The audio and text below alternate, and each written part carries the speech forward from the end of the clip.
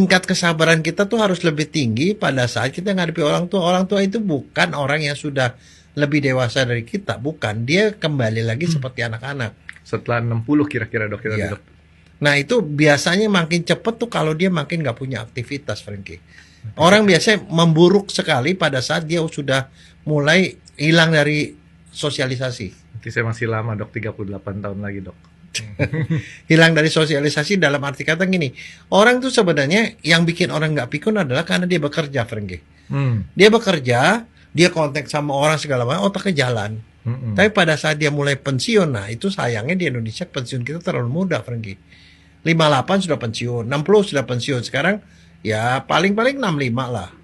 Jarang-jarang yang 70 tahun masih aktif. Dan saya lihat orang yang masih aktif pada usia di atas 65, itu biasanya mereka itu masih bisa menjaga kebugaran dan kesehatannya itu jauh lebih panjang.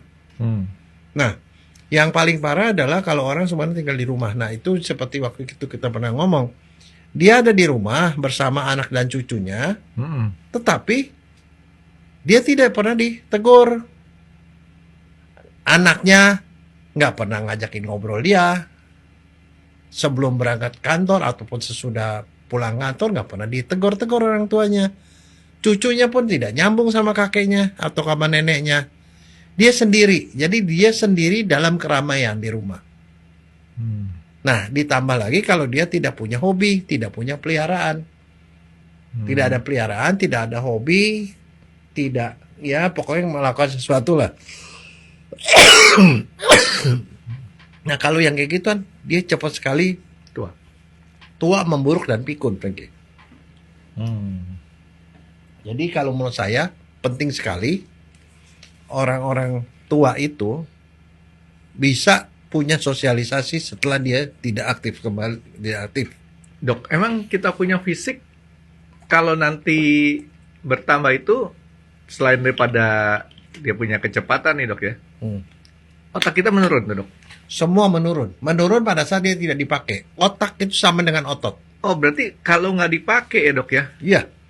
Nah itu sebabnya makanya kalau orang udah tua, ya dia harus punya aktivitas. Kalau saya sih sangat menganjurkan bahwa dia tuh mesti punya tetangga, teman kanan kiri itu yang dia bisa ngobrol. Katanya nyetir juga lumayan dok ya buat nyetir, ini.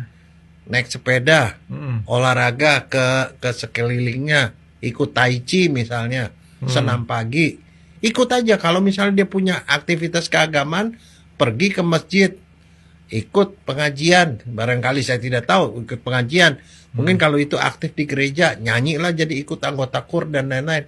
Itu akan membuat dia menjadi lebih hidup. Atau dia punya peliharaan.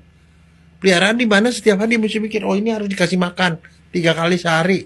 Atau ini harus dimandiin apa gitu. Tamagotchi, apapun.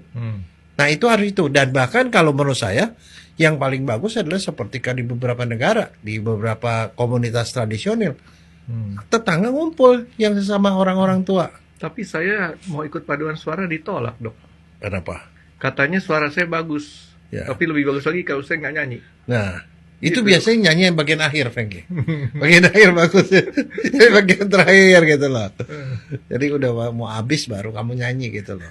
Tapi maksud saya atau lip sync dok.